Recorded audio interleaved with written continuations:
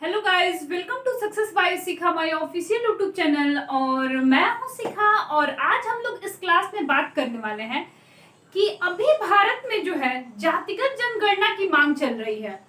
तो उसके बारे में हम लोग देखेंगे कि जातिगत जनगणना पे किसका क्या कहना है। उसके बाद जनगणना होता क्यों है, जातिगत जनगणना जो है वो पहली बार मतलब लास्ट जो लास्ट जनगणना जातिगत हुआ था वो कब हुआ था और किस आधार पे जो है ये जनगणना होता है। इन सारी बातों को इस क्लास में हम लोग करने वाले हैं। और जनगणना होता ही क्यों है, अगर जातिगत जनगणना का छोड़ दिया जाए तो हम लोग ये भी जानेंगे कि जनगणना होता क्यों है। और जातिगत जनगणना तो अभी एक बहुत सेंसिटिव मुद्दा है भारत के लिए।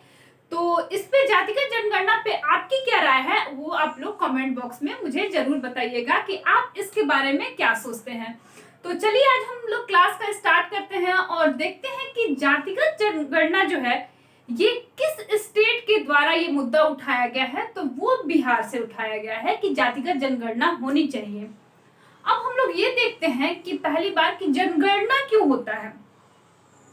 तो जनगणना इसलिए कराया जाता है कि अब 2010 में, पहले 2011 में जनगणना हुआ, अब 2021 में होना है। हर 10 साल पे जो है ये जनगणना होता है और इसमें ये देखा जाता है कि टोटल पॉपुलेशन जो है इन 10 सालों में कितना बढ़ी है। उसके बाद से लिटरेसी रेट जो है इन 10 सालों में किस राज्य का कितना बढ़ा है और पुरुष महिला का रेशियो जो है वो कितना बढ़ा है, किस जगह पे कितना घटा है। ये सब चीज देखने के लिए जनगणना कराया जाता है। जनगणना तो एक बहुत कठिन काम है लेकिन फिर भी हर 10 साल पे जो है गवर्नमेंट के द्वारा ये कराया जाता है। और इस डेटा को देखते हुए गवर्नमेंट जो है सब कुछ का संतुलन बनाए रखने के लिए, उसके बाद जो चीज जैसे देखिए पहले आया था 2011 के जनगणना में कि हरियाणा में जो है वो लड़कियों की संख्या बहुत कम होती जा रही है। तो सरकार इस पे काम की कि बेटी बचाओ बेटी पढ़ाओ अभियान लेके आई। उसके बाद है कि बिहार में लिटरेसी रेट जो है उस समय के जनगणना के हिसाब से बहुत उसका स्तर नीचे गिर चुका था।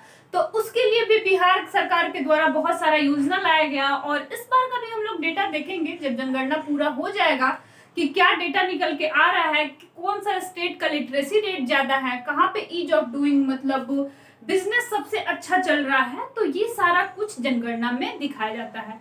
अब हम लोग बात करने वाले हैं कि जातिगत जनगणना ये लास्ट बार जो है ये कब हुई थी। तो 1931 में जो है जातीय जनगणना लास्ट बार हुई थी। उसके बाद जब भी जनगणना हुआ है तो उसमें एससी एसटी जो है उनका तो डेटा रिलीज किया जाता है लेकिन ओबीसी और जनरल कैटेगरी वालों का डेटा रिलीज नहीं किया जाता है। तो इस पे अपने बहुत सारे विशेषज्ञ हैं, बहुत सारे राजनीतिक पार्टी वाले हैं, उनका अलग अलग मानना है कि ये ऐसा क्यों नहीं करते। तो एक विशेषज्ञ प्रोफेसर हैं जिनका नाम है संजय कुमार। उनका मानना है कि अगर जातिगत जनगणना होती है तो हमारे देश में आप मान लीजिए कि अभी तो आप फॉर्म डालते होंगे या कहीं भी देखते होंगे कि एससी एसटी आता है, ओबीसी है और जनरल कैटेगरी। और आजकल एक ईडब्ल्यूएस भी 2 साल पहले ये लागू हुआ है ईडब्ल्यूएस। लेकिन हमारे देश में कई और जातियां हैं जैसे गैर अनुसूचित जाति, उसके बाद आदिवासियों में भी जो है वो बहुत सारी जातियां हैं जिनके लिए फंड तो आते हैं कि जो भी मतलब बहुत गरीब तबके के लोग हैं उनको मिले, लेकिन वो उस चीज में ऐड नहीं है, वो एससी एसटी कैटेगरी में भी ऐड नहीं है। तो उनको ये सारी सुविधाएं जो है वो नहीं मिल पा रही है। तो उनका कहना है कि अगर फिर से जातिगत जनगणना होता है तो उनको भी ले लिया जाएगा और जो भी सरकार पिछड़ी जाति के लिए काम कर रही है तो उसका लाभ उन्हें भी मिल सकता है। अब चलिए हम लोग देखते हैं कि एक और विशेषज्ञ उनका क्या कहना है। उनका नाम है बद्रीनाथ, प्रोफेसर बद्रीनाथ। तो इनका कहना है कि अगर जातिगत जनगणना हो रही है तो फिर समाज में जो है वो बहुत सारी राजनीतिक पार्टी जो उभर के खड़े होंगे।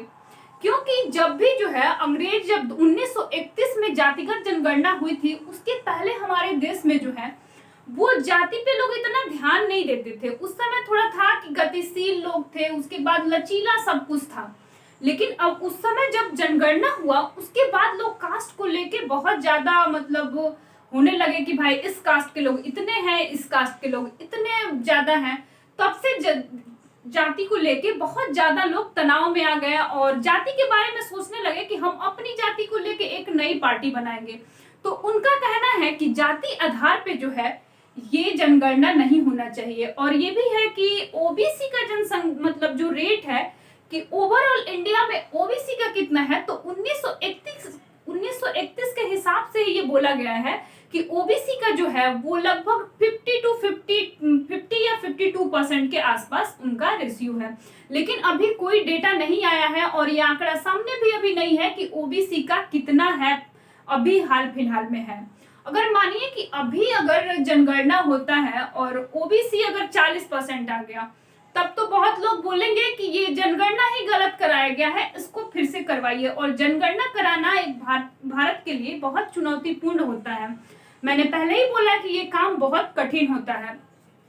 उसके बाद क्या होगा कि ये जो अलग अलग जाति के लोग आ जाएंगे, उसके बाद लोग बोलेंगे कि हमारी बिरादरी इतना है तो उस हिसाब से हमें हिस्सेदारी मिलनी चाहिए।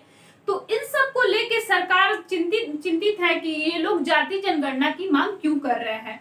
अभी इस पे ऐसा होना चाहिए कि लोगों को बढ़ावा देने के लिए जो भी इकोनॉमिकल वीकर सेक्शन है उनको बढ़ावा देने के लिए उनको आरक्षण मिलना चाहिए, या जो भी उस लायक है उनको मिलना चाहिए। ये तो जो लोग भी जाति के आधार पे बोल रहे हैं कि जाति के आधार पे जनगणना होना चाहिए, सही भी है एक तरह से। लेकिन जो ये लोग मांग कर रहे हैं राजनीतिक पार्टियां, वो टोटल वोट बैंक का वो लोग काम कर रहे हैं, इसलिए जाति जनगणना का इतना वो लोग मांग कर रहे हैं। अब हम लोग देखते हैं कि और क्या इसमें चुनौती हो सकता है। तो आप देखते होंगे कि जब जनगणना होता है तो प्राइमरी स्कूल के जो है शिक्षक और शिक्षिकाएं ये जनगणना करते हैं और उनको तो ये जनगणना करना आता है, पहले से थोड़ा बहुत उनको ट्रेनिंग भी मिला हुआ है जब से उनकी ज्वाइनिंग हुई है।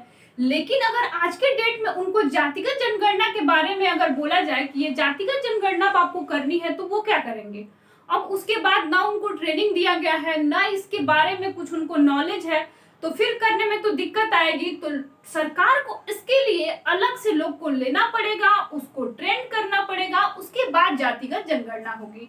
और जातिगत जनगणना से सबसे ज्यादा दिक्कत है कि अलग अलग लोग समाज में बहुत भिन्नता और भी हो जाएगा। ऐसे भी कास्ट को लेके मतलब समाज में है ही, जो भी स्टेट है जहाँ पे जातिगत ज्यादा मामला चलता है, जाति को लोग देख के वोट देते हैं, उनको भी बहुत सारा बढ़ावा मिलने वाला है। तो ऐसा मतलब किसी का मानना है कि जातिगत जनगणना अच्छा है देश के लिए, किसी का मानना है कि खराब है। तो मेरे लिए तो थोड़ा सा ये निगेटिव पॉइंट ही लग रहा है कि जातिगत जनगणना थोड़ा सा निगेटिव मुझे लग रहा है। बाकी कुछ तो इसके फायदे भी हैं, कुछ नुकसान भी हैं। लेकिन आपका क्या सोचना है, आप लोग मुझे कमेंट बॉक्स में जरूर बताइएगा कि इंडिया में जातिगत जनगणना सही है या गलत है। और आज के लिए इतना ही, थैंक यू। और अगर सेशन अच्छा लगे तो फिर चैनल को लाइक शेयर सब्सक्राइब भी जरूर कर दीजिएगा।